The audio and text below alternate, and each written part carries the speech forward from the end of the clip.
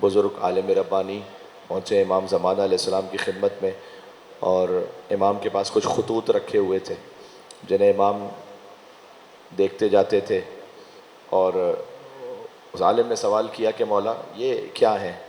فرمایا یہ وہ امام زادوں کے حرم میں مانگی جانے والی دعائیں ہیں جو مجھ تک پہنچی ہیں۔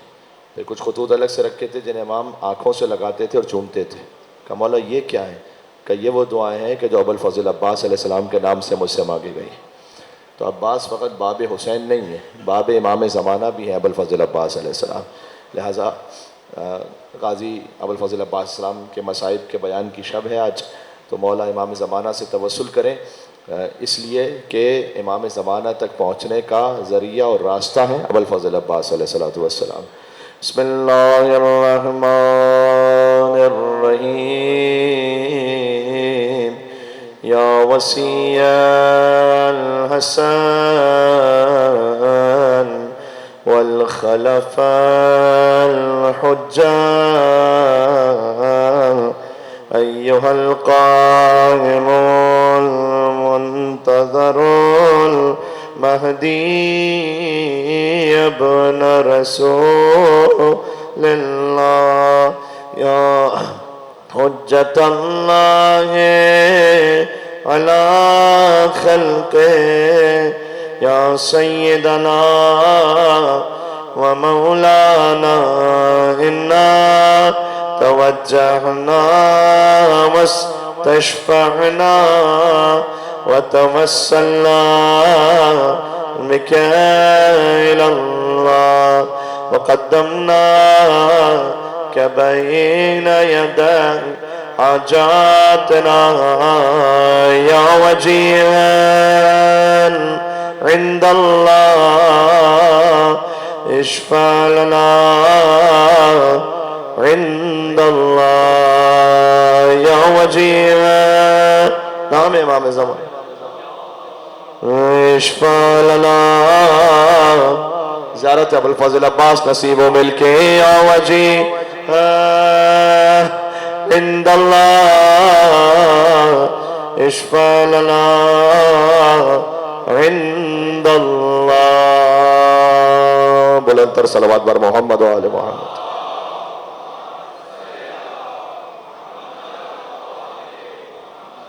قال الله تبارك وتعالى في القرآن الكريم بسم الله الرحمن الرحيم عما يتساءلون عن النبأ العظيم الذي هم فيه مختلفون كلا سيعلمون ثم كلا سيعلمون نعرہ الصلوات۔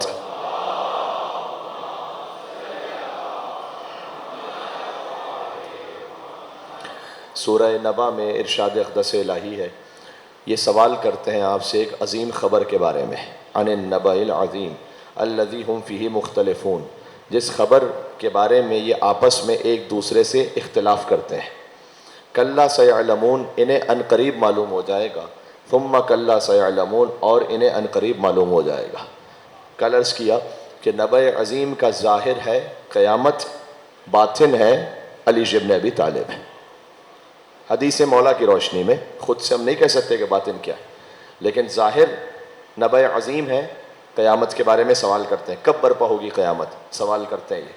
اچھا یہاں تو سوال ہے عما یتساءلون کہہ کر، قرآن میں آپ یسألونک، اے رسول یہ آپ سے آ کر سوال کرتے ہیں، یہ سوالات تلاش کیجئے تو یہ 14 سوال بنیں گے جو رسول اللہ سے کیے گئے۔ یسألونک قرآن میں 15 مرتبہ آیا ہے، لیکن ایک سوال 2 مرتبہ تکرار ہوا ہے، لہذا 14 سوال ہیں جو حضور سے کیے گئے۔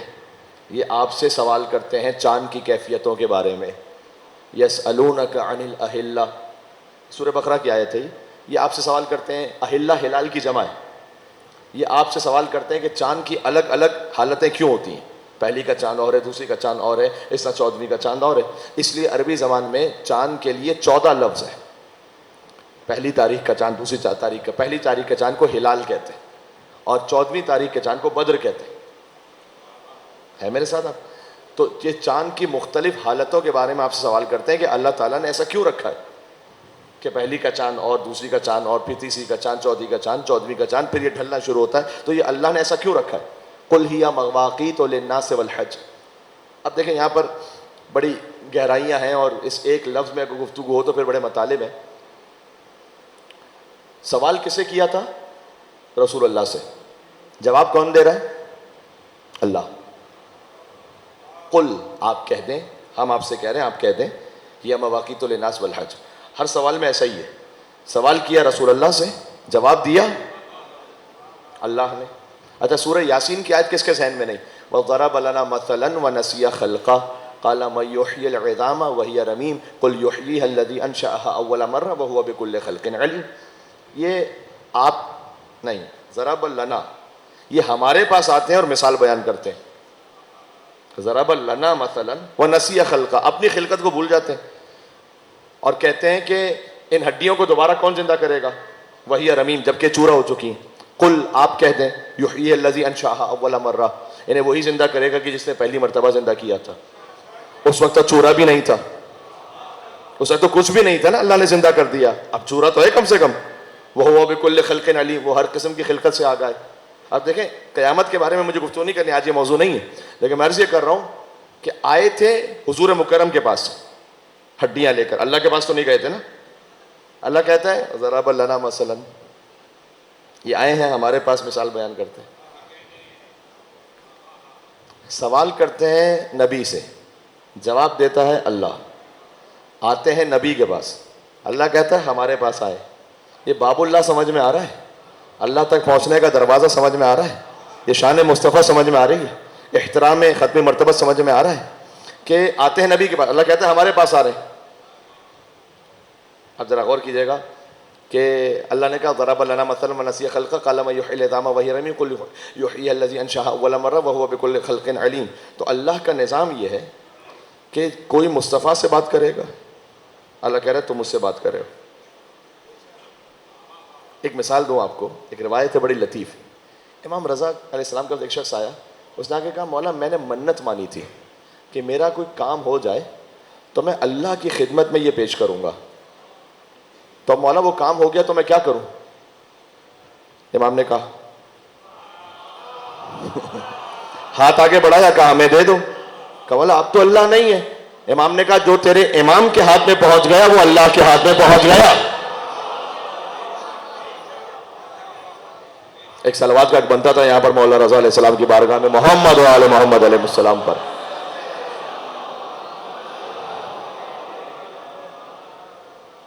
اللہ تک پہنچنے کا دروازہ. تو میں آپ سے جس موضوع پہ اس وقت بات کر رہا ہوں کہ آیات قرآنی کی روشنی میں ذکر ہے امیر المومنین علیہ السلام. تو یسألونک قرآن میں 14 مرتبہ آیا ہے. اب اس آیت کو سن لیں. میں نے کہا اللہ تعالیٰ سے کہہ رہا ہے کہ آپ سے پوچھا گیا کہ یہ چاند کی مختلف حالتیں کیوں ہیں؟ قل ہی مواقیت للناس والحج. ان سے کہہ دیں کہ یہ وقت متعین کرنے اور حج کی تاریخیں طے کرنے کا ایک پیمانہ ہے. چاند سے طے ہوتا ہے نا. دیکھو اسلامی کیلنڈر کی خوبصورتی پتہ ہے کیا ہے؟ کیا بیوٹی ہے؟ یہ ہے چاند کے حساب سے، سورج کے حساب سے نہیں ہے. جارجن کیلنڈر جو ہے وہ سورج کے حساب سے، جنوری، فروری، مارچ، اپریل میں. دونوں میں فرق یہ ہے، مثلا مذہبی تہوار کرسمس وہ 25 دسمبر کو آئے گا. اب کرسمس گرمی میں آ جائے یہ تصور ہی نہیں ہے، ہمیشہ سردی میں آئے گا. اسلامی اوکیجنز کی خوبصورتی اور اس میں لطافت یہ ہے کہ حج کبھی گرمیوں میں آئے گا، اس کے بعد پھر ایک راؤنڈ ہو کے پھر سردیوں میں آئے گا، پھر رمضان کبھی گرمیوں میں آئے گا. معمولاً یہ ہے کہ حج جب گرمیوں میں ہے تو رمضان قدرے سردیوں میں ہے، جب رمضان گرمیوں میں ہے تو حج قدرے سردیوں میں ہے. محرم پھر کبھی گرمیوں میں آئے گا، اس وقت گرمیوں میں ہے، پھر ایک وقت آئے گا جب سردیوں میں آئے گا. تو یہ بڑا آرگینک ہے کہ اگر ایک انسان 60-70 سال تک رہتا ہے نا تو وہ سال بھر میں گرمیوں کے روزے بھی رکھتا ہے، سردیوں کے روزے بھی رکھتا ہے، گرمیوں میں بھی زیارت پہ جاتا ہے، سردیوں میں بھی زیارت پہ جاتا ہے، گرمی میں بھی عزاداری کرتا ہے، سردی میں بھی عزاداری کرتا ہے. تو اللہ سبحانہ و تعالیٰ نے کوئی سیزن، کوئی موقع ایسا نہیں رکھا کہ جب اللہ کی عبادت، ائمہ علیہ السلام کی زیارت، جتنے بھی مواقع ہیں اس سلسلے میں عرفہ پہ جاؤ تو عرفہ کبھی سردیوں میں آئے گا کبھی گرمیوں میں، 15 شعبان کبھی سردی میں آئے گا کبھی گرمی میں، عاشور کبھی سمجھ رہے ہیں بات کو. تو اللہ نے کہا کہ قل ہی مواقیت للناس والحج، یہ حج کو پہچاننے کا اور وقت کو متعین کرنے کا ایک ذریعہ ہے یہ ہلال.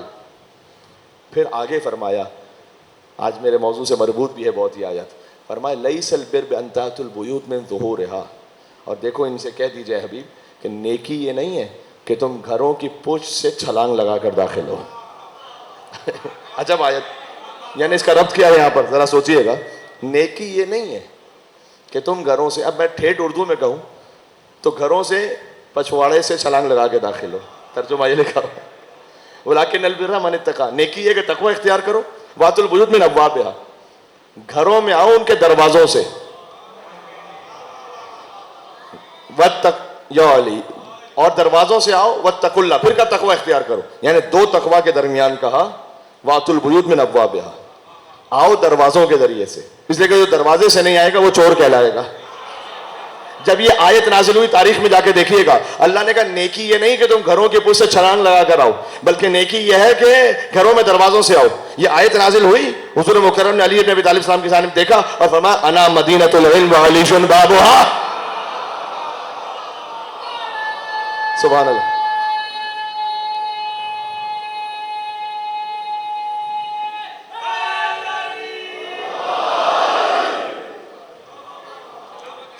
مصطفیٰ تک پہنچنا دروازے سے آؤ. اب آپ جانتے ہیں کہ اس حدیث میں بھی بڑی فیبریکیشن کی گئی ہے. ہاں، ایک بنی امیہ کی قائم کردہ کمپنی تھی حدیث مینوفیکچرنگ کمپنی انلمیٹڈ.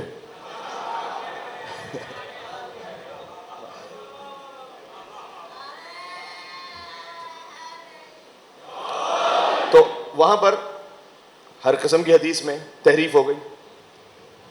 تو کہا گیا کہ بھائی میں علم کا شہر ہوں، علی اس کا دروازہ ہے، اور فلاں اس کی چھت ہے، فلاں اس کی دیواریں ہیں، فلاں اس کی کھڑکیاں ہیں. میری بلا سے آپ پر نالے بنا لو، جو جس کو جو بنانا ہے وہ بنا لو، مجھے اس سے فرق نہیں پڑتا، آنا دروازے ہی سے پڑے گا. اوہو، مل کے صلوات دے دو نام حضرت کرار علی بن ابی طالب علیہ الصلوۃ والسلام پر. صلی اللہ علیہ، آنا دروازے سے. واتوا البیوت من ابوابها. اب دیکھو کم عقلوں کو اتنی بھی سمجھ میں نہ آئے کہ شہر کی چھت نہیں ہوتی. مجھے بتاؤ کوئی ایسا شہر جس کی چھت ہو. حضور نے انا مدینۃ العلم وعلی بابها، شہر کا دروازہ ہوتا تھا، چھت نہیں ہوتی تھی، کھڑکیاں نہیں ہوتی تھی. خود لفظ میں ظاہر ہے کہ حدیث گھڑی گئی ہے، جعلی حدیث ہے. تو حضور نے کہا انا مدینۃ العلم وعلی بابها. تو علی بن ابی طالب ہیں دروازہ مصطفیٰ تک پہنچنے کے لیے. اب دو میں سے سن لیں، تعلق تھا جو شہر علم میں اور علم کے در میں.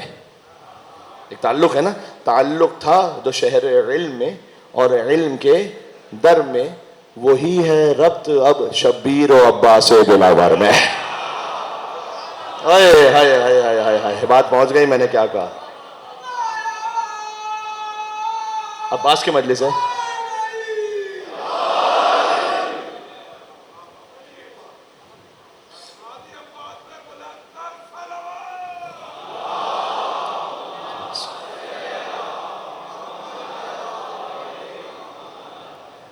اس لیے محمد مصطفیٰ تک پہنچنے کا دروازہ علی، حسین تک پہنچنے کا دروازہ عباس، ہر امام کے حرم تک پہنچنے کا دروازہ عباس. اب ہو سکا تو میں عرض کروں گا باب رضا بھی عباس، باب جواد بھی عباس، ہاں باب حسن بھی عباس. فقط حسین نہیں، حسن تک پہنچنے کا دروازہ بھی عباس ہے. یہ جو میں درود و سلام آپ کی خدمت میں پڑھتا ہوں بعض اوقات خطبے میں، اللہم صلی وسلم وزد وبارک علی صاحب دعوت النبویہ وصولۃ الحیدریہ والعصمۃ الفاطمیہ والحلم الحسنیہ والشجاعۃ الحسینیہ والعبادۃ السجادیہ والمآثر الباقریہ والآثار الجعفریہ والعلوم الکاظمیہ والحجج الرضویہ والجود التقویہ والنقاوۃ النخویہ والہیبۃ العسکریہ والغیبۃ الالہیہ. یہ جو میں 14 معصوم علیہ السلام پہ درود و سلام پڑھتا ہوں، یہ درود سلام در حقیقت ہے امام زمانہ علیہ السلام پر درود، یعنی یہ ہے ہی امام زمانہ کا درود. تو ان میں 14 معصومین کے نام کیوں آ رہے ہیں؟ اس لیے کہ یہ درود ہے اس خاص کیفیت میں کہ ان امام زمانہ پر سلام ہو جن میں ہر امام کی صفت موجود ہے. بات سمجھے؟ اللہم صلی وسلم وزد وبارک علی صاحب الدعوت النبویہ، یعنی ان امام زمانہ پر سلام ہو کہ جو مصطفیٰ کی دعوت کے حامل ہیں. صاحب دعوت نبوی، جیسے رسول اللہ کی دعوت تھی یعنی تبلیغ دین، ویسے ہی امام زمان علیہ السلام کی ہوگی. صاحب دعوت نبویہ والصولۃ الحیدریہ، یہ امام زمانہ کا ذکر ہو رہا ہے کہ درود و سلام ان حضرت حجت پر کہ جو روب و جلال صولت حیدری اس کے حامل ہے.